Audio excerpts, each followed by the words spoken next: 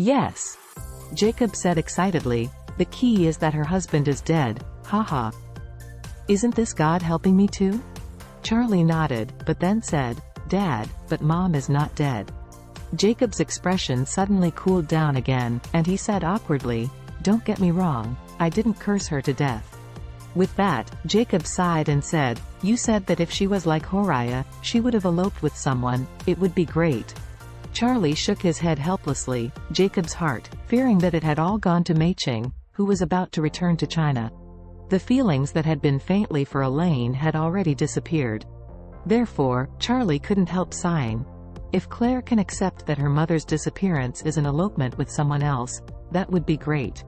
If Claire treats Elaine as well as Jacob, then he will let Elaine disappear from the world in minutes. For people like Elaine, it would be cheaper for her to watch everything, eat, drink, and lie.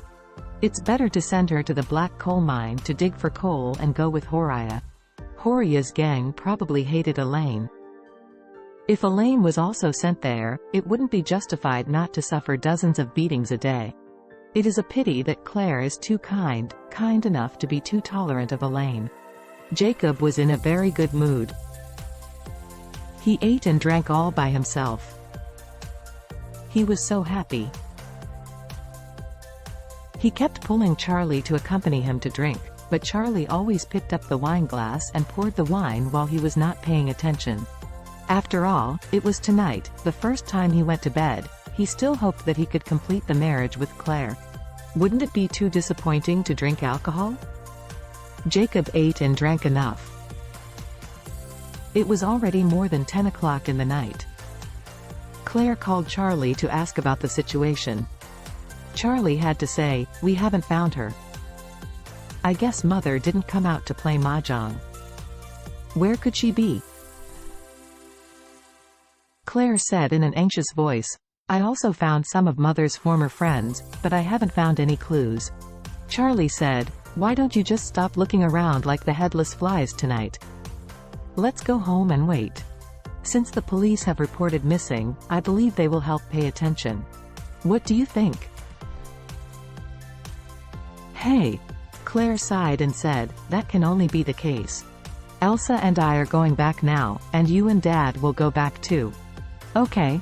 Charlie answered, then hung up the phone and said to Jacob, Dad, let's go. Jacob patted his thigh and said with a smile, Come. Let's go home and take a bath and sleep. You will accompany me to the airport tomorrow morning. Charlie asked in surprise, I want to go? Of course. Jacob said, Mei Ching is still taking her son. We are reminiscing about the past. Isn't her son just an electric light bulb? Then you will talk to him more, nonsense, and create something private for me and Mei Ching. Chance to chat. Okay. Charlie nodded and agreed, then I will go with you tomorrow. Oh, right. Jacob said embarrassedly, Good son-in-law, your father and I have no money, and I will pay you the money left over from buying furniture. Or tomorrow Shangri-La, will you help Dad arrange a table? Okay, I'll arrange it. Charlie didn't have any selfish intentions to the old man, after all, he was pretty good to him. So Charlie sent Isaac a WeChat message, asking him to reserve a better box in Shangri-La tomorrow.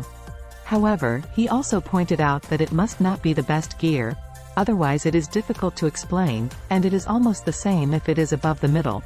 Isaac immediately ordered the lobby manager of Shangri-La to arrange the boxes in advance. At this moment, in the detention center, because the lights had already been turned off, Elaine could only lie on her wooden bed hungry, enduring the pain all over her body. As soon as she lay down, her stomach groaned.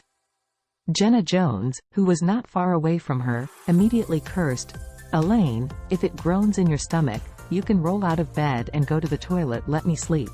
Elaine was very wronged in bed. She hasn't eaten a bite for more than 12 hours, and she has been violently beaten. She has gone hungry on her chest and back. Even if she can resist eating or drinking, she can't help her stomach cry. However, she did not dare to offend Jenna Jones. After all, this stinky lady beats up people too hard.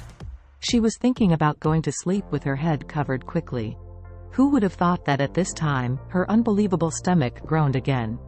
Jenna Jones stood up immediately, rushed to Elaine in 3 or 2 steps, and greeted her face with a slap in the face.